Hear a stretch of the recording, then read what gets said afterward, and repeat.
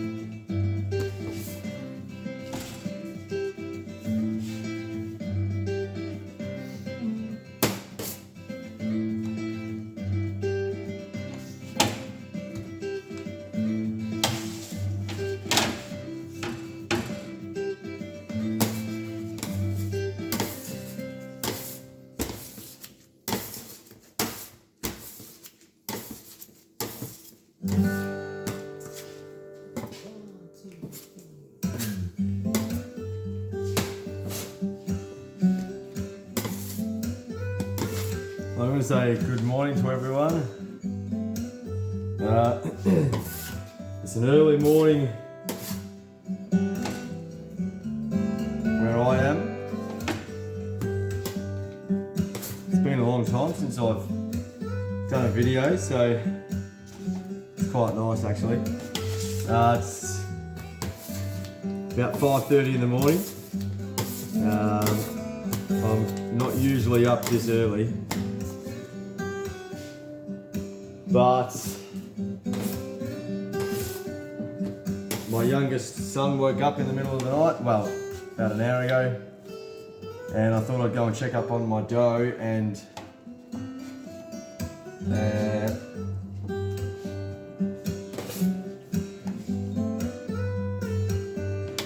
to my disappointment, the dough had risen more than I had expected. I did know it was going to be a warmer night than usual last night. So it's August, still winter, and I put in less starter because it was a warmer night last night, and it appears I put in too much. So here I am, far too early in the morning, shaping dough. So it's a Saturday morning. This will be for Monday.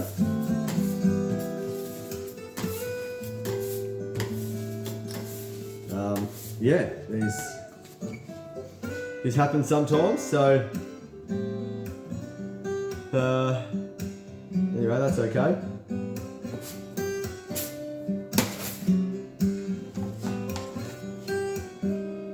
Though when I say it happens sometimes, I've never gotten up this early to shape. But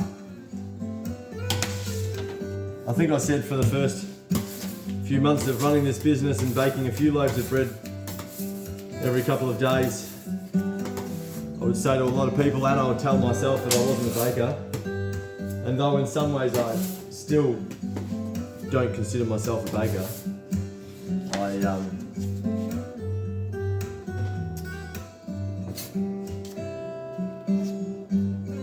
I'm doing a lot of things that bakers do, like get up at 5:30 in the morning. I'm baking around 120 loaves a week at the moment. So I bake every second day, starting on a Monday. And yeah, I'll say it's going far better than I expected. Which is, yeah, big thanks to, if you're watching, and you live locally, yeah, big thanks to you. So thank you very much for supporting our business and the bread. So.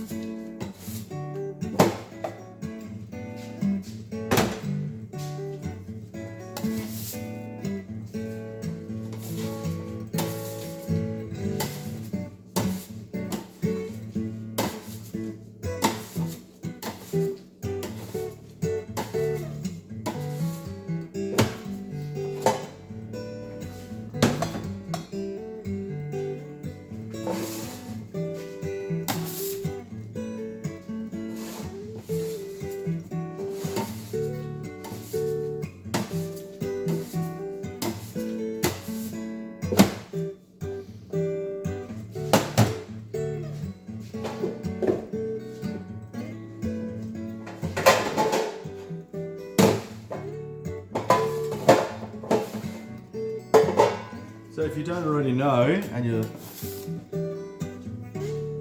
interested in what we do here in terms of the sourdough, all our sourdough is organic. The dough is always organic. So we use organic baker's flour from whole grain milling. The beautiful flour, so we use that in all of our flours and in all of our loaves.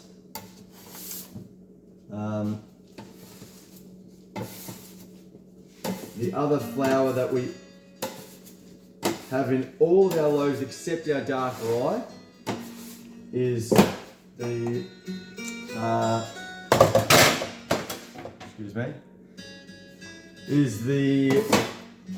white Corazon flour, white or wholemeal Corazon flour. We always have some of that. So Corazon flour is an ancient grain. It's still part of the wheat family, but it's a beautiful grain, a beautiful flour, baked really, really nicely. As a bread flour, so we always have a bit of Corazon flour in our bread. And we've always got, except for our white loaf, which just has the baker's flour and the white Corazon, we always have a bit of wholemeal rye. So our wholemeal rye is coming from Eden Valley, which is it's a beautiful milling company. So we're getting our wholemeal rye from them. So all organic flours.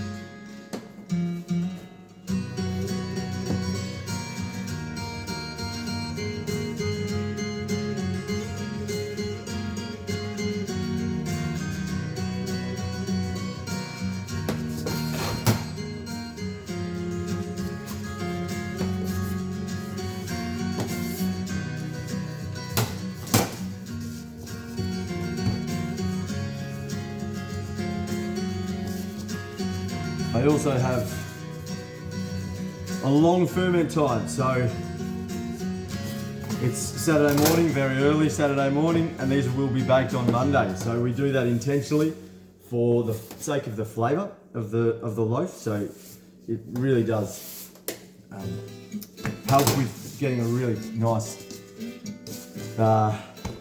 flavour in the dough. So it's obviously had its bulk rise, but then it retards in the fridge for quite some time. Now that's Monday's bake. Our Wednesday and our Friday bakes have a little bit less time in the fridge, but they've always had more than 40 hours. If you combine every part of the process, whether from the starter being added to the dough, it's had at least 36 to 48 hours, 36 to 40 hours fermenting. So we also do that for gut health as well. So we have quite a few customers who buy this bread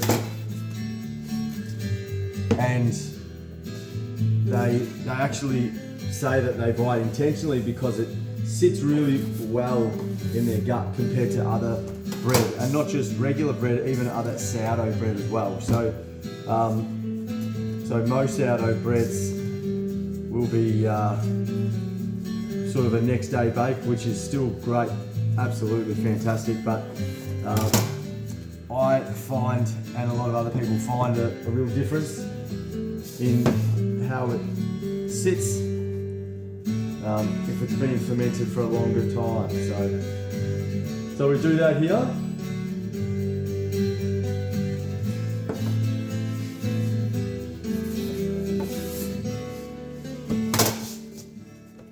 For those of you who have been following our journey here with the bread, you will have noticed, or you will have known, that we've struggled with the baking part and also the proving part as well.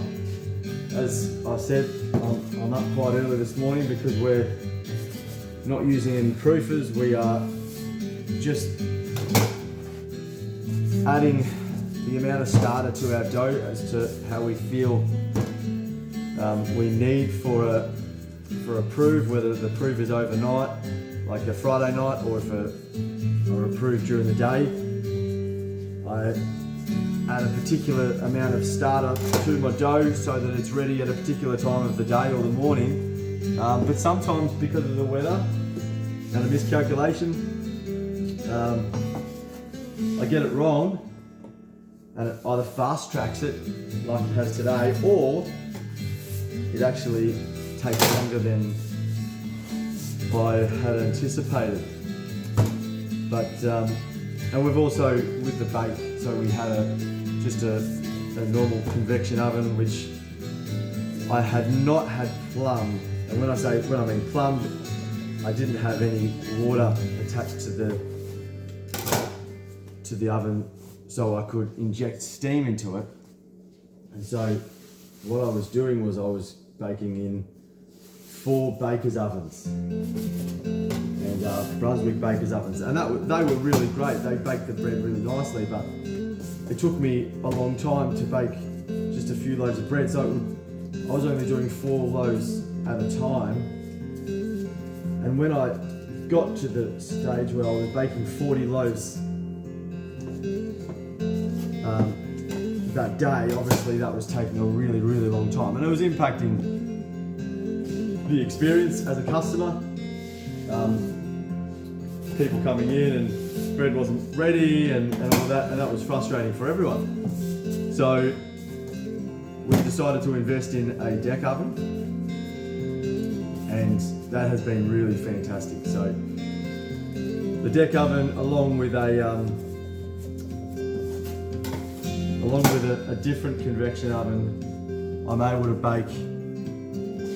If I include the bread tins at the same time, I'm able to bake up to 16 loaves of bread at a time, which is obviously just a game changer for me and also the customers.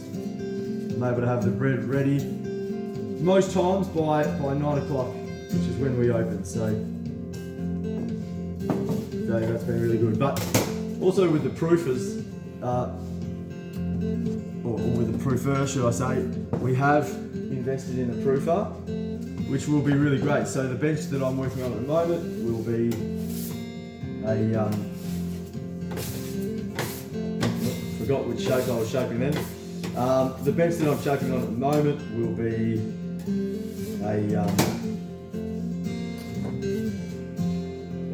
will be the top of a proofer. So this whole space here will have cupboards in the front, and so I'll be able to proof and retard my dough. So proof, it will bring it to a temperature where the dough will be warm enough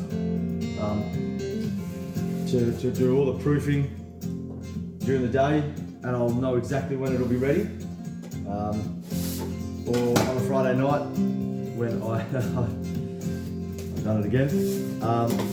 Or on a Friday night when I'm going to shape on the Saturday morning, like this morning, I'll know exactly, I'll be able to put the right amount of starter and set the temperature to the retarder, to the proofer. So I'll actually know exactly when it'll be ready. It'll be fantastic. I'll be able to sleep easy at night knowing that the dough won't have overproofed or won't be underproofed when I get to work. So that'll be really great.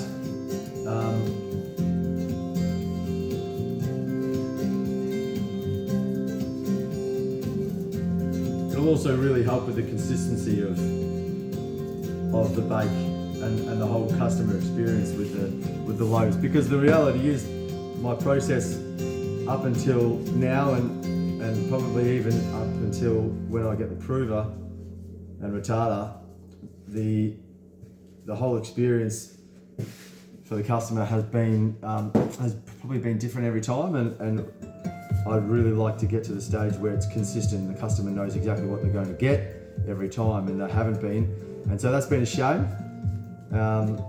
But we'll get there, and we are getting there. But really, it's I guess a big thanks to all the customers that have been coming in over the last few months, buying so much bread. It's given us a real confidence to invest in. Really, in some ways, it's a really small part of our business, the bread. It does take a lot of manual time if I compare it to everything else, but it's a we've got probably 600 to 700 products that we sell in this store, all bulk, of course. Well, most of them are bulk. So that's the core part of our business. I didn't know where this sourdough would go, and it's been so encouraging and great to be able to invest in it, so that it's easier for me, but then it's also easier for the customer as well. And then I'll hope to get to a time where I'm able to train up some staff, and that's already starting to happen a little bit, where I can train up some staff to be able to do some of these jobs. So this job that I'm doing now, the shaping, once I've got the proofer, I'll be able to look to others to start, as I train them, to be able to do these sorts of jobs, which is great. So yeah, that's just a little bit of where we're at the moment with the bread, and where we've come from. And yeah, I mean, I can't say it enough. We're really blown away by the support we've been getting, not just with the bread, but with the whole business. So to those of you who do custom our business for whatever product, massive thank you. It's just been fantastic.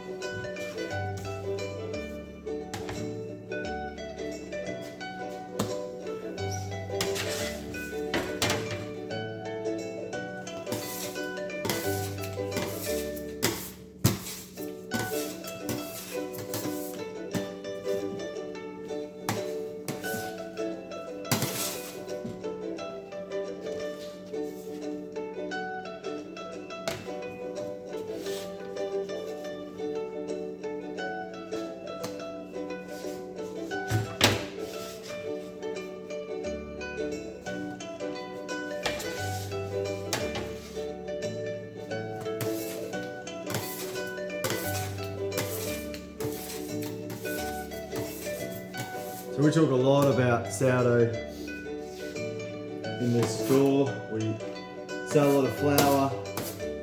We're obviously baking the bread, so become a bit of a hub for the people who are trying to make their own sourdough. And I'm in the business of making beautiful sourdough for people who would like to eat beautiful sourdough but not make it. I'm also in the business of selling beautiful ingredients for people who are wanting to make their own sourdough. And so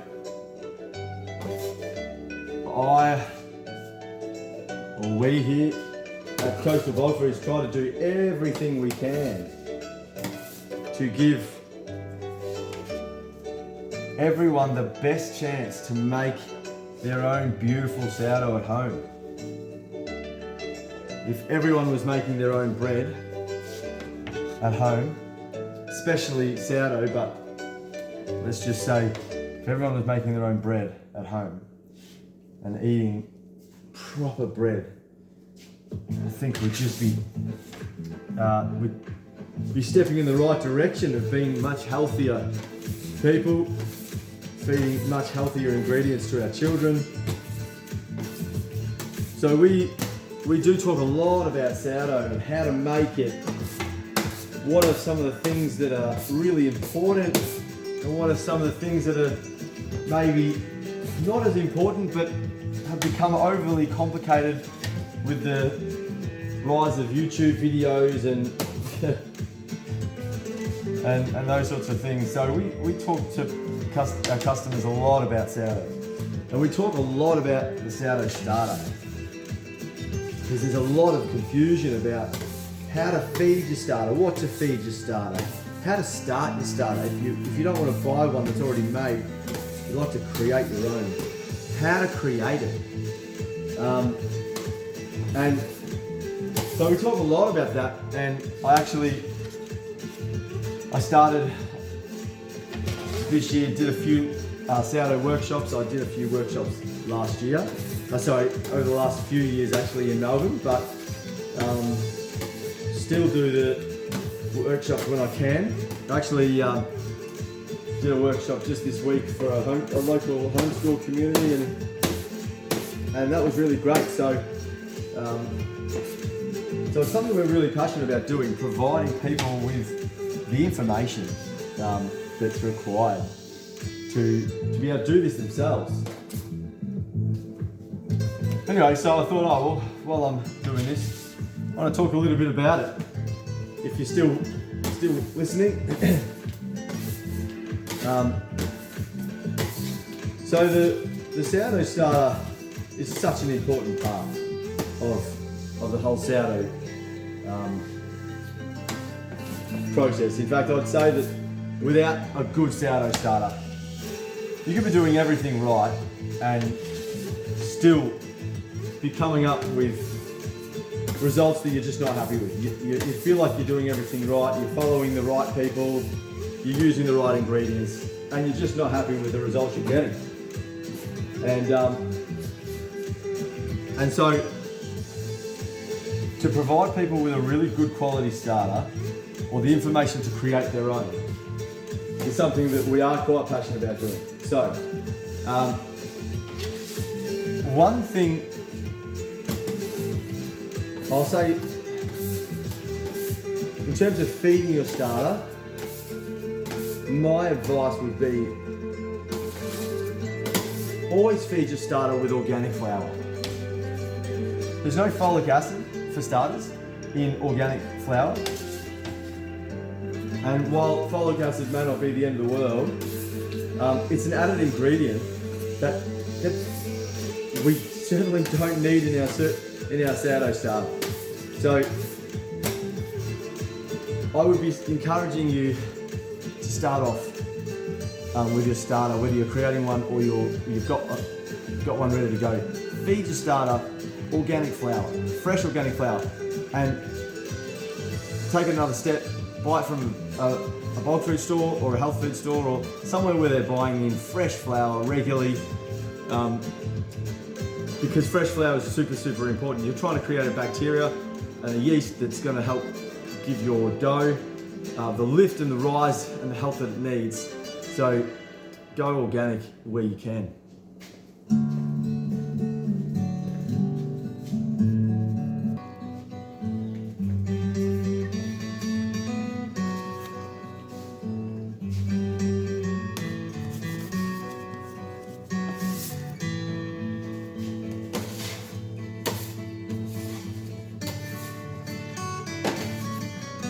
So that's in terms of what to feed your starter. In terms of how to feed your starter, that is equally as important. There's a lot of people out there that encourage a feeding ratio of 1 to 1 to 1. So to break that feeding ratio down, your first number one, is the starter that you start with before you feed it. So this is feeding it for your bake. So, as an example, I fed my starter yesterday. Oh, let's not do it like that. Let's do it like this. If I'd like to start my process tonight or today. So when I say start my process, I'd like to mix some starter with my dough and do all my folds, stretch and folds by the end of the day. I wake up this morning, I grab my starter and I feed my starter what's in my jar. So what you want to do is you want to feed that starter a ratio more than 1 to 1 to 1. So first number is your starter that you start with in the jar. Tell you what, the more times you say starter, and you're talking about beginning, the beginning of the process of starting a starter. You say starter so many times, you get confused about where you're at. So if you're confused, so am I at the moment. But anyway, it's early. Let me start again. So you like to begin your process. You have a small amount of starter in the fridge. You take it out. You like to feed it. And so, how much do you feed it? Don't feed it a ratio of 1 to 1 to 1. The breakdown of those numbers: starter, flour, water. If you're feeding it a ratio of 1 to 1 to 1, you would have 10 grams of starter, and you would feed that 10 grams of starter, 10 grams of flour, and 10 grams of water. Now, you will get or have an active sourdough starter, but it won't be a strong one. So it will rise, and it will probably double, and then it will fall, and it will fall quickly. It won't take long for the starter that you start with to eat away at the sugars and consume everything that it needs to, and then finish. So again, you'll have an active starter, but not a strong one. What you want to do is have a minimum ratio of 1:3:3. So that would be, if you've got 10 grams of starter in the fridge, take it out, and you feed that 30 grams flour, 30 grams water. Now, I say minimum because you can't overfeed your starter. The more you feed your starter, the longer it will take to peak. So peak, when I mean peak, that's once your starter will grow in a dome shape like this. So it will start after you've mixed it in. It'll be flat, and then it will rise like a dome, like that. And then once it's reached its peak, it will flatten off and then start to then cave in as it drops.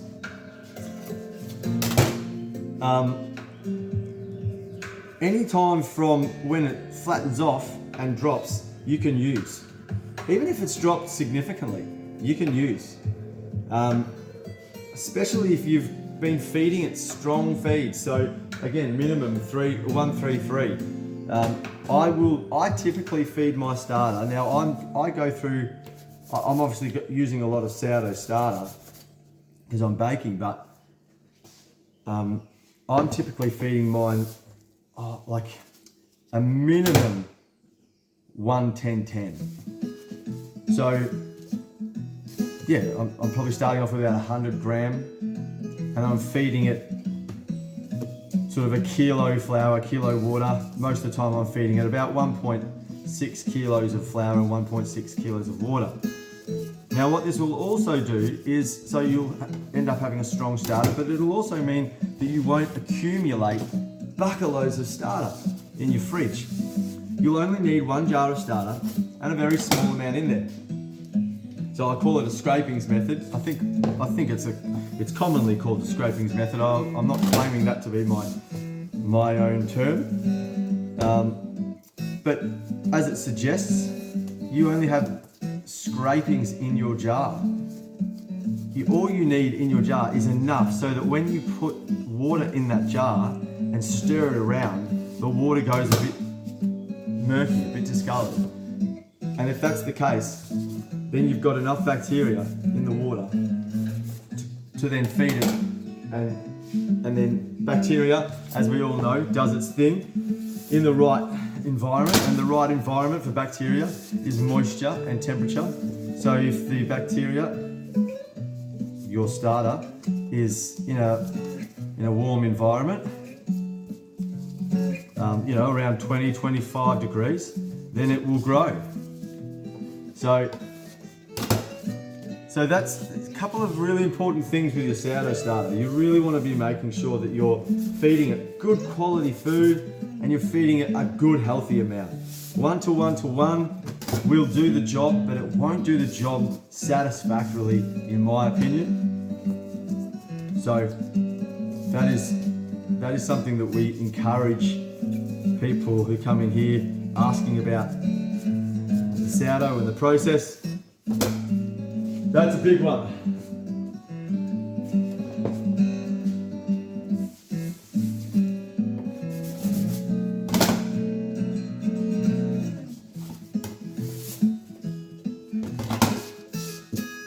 If you've got any questions,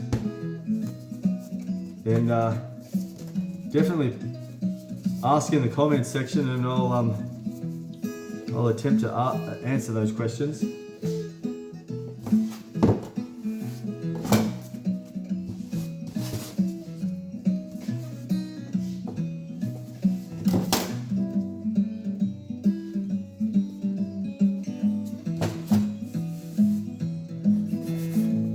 We were selling our sourdough starter, but we've actually stopped doing that. We've actually decided to give it away.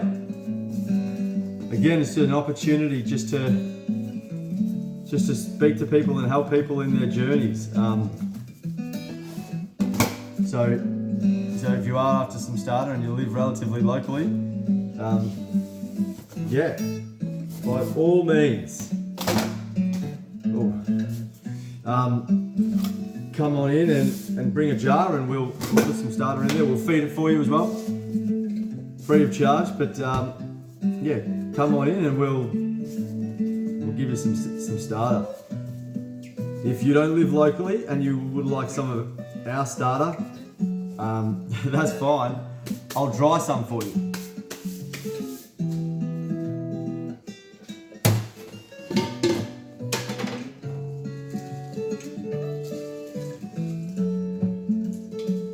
So this is how you can get it sent around the world. You can get sourdough starter. Mine's not 100 years old, but it's a very effective sourdough starter. I dry it, and something that we encourage people to do at home as well. If you've got sourdough starter at home and it's active and it's doing everything you want, but you like to go away, or you like to stop baking for a week or two or a month, spread it out on a really as thin as you can. You get it paper thin on a chopping board or on the bench, and it will dry. And as it dries, it flakes off the surface that you've spread it on, and keep it in the cupboard for the next time you go and bake.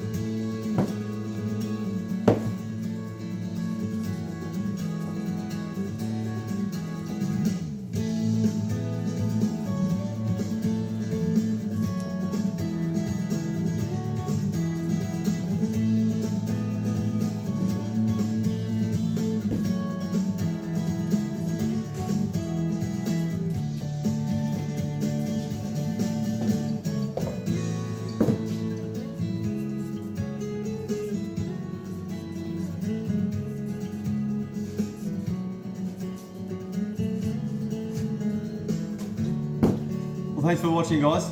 If you've watched the whole thing, well done. Leave me a comment if you've watched the whole thing. But yeah, just want to say a massive thank you to the local people out here in Monthaggy and Phillip Island, Venus Bay, Lee and Gather, Inverloch, Cape Patterson, who come into our store and continue to support our business. You support a family, but also families that, through staff that work here as well.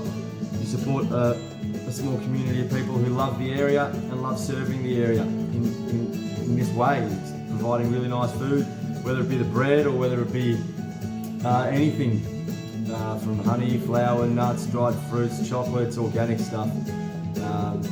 We love being here. It's a great place and it's a great vibe when there's lots of people in here. So again, massive thank you. I'll try and keep these videos coming through, and I'll try and do some videos of dough mixing and developing the dough, like stretch and folds and coil folds and all that kind of thing. But yeah, for now, thanks again, and if you're baking, happy baking. If you're not, have a lovely day.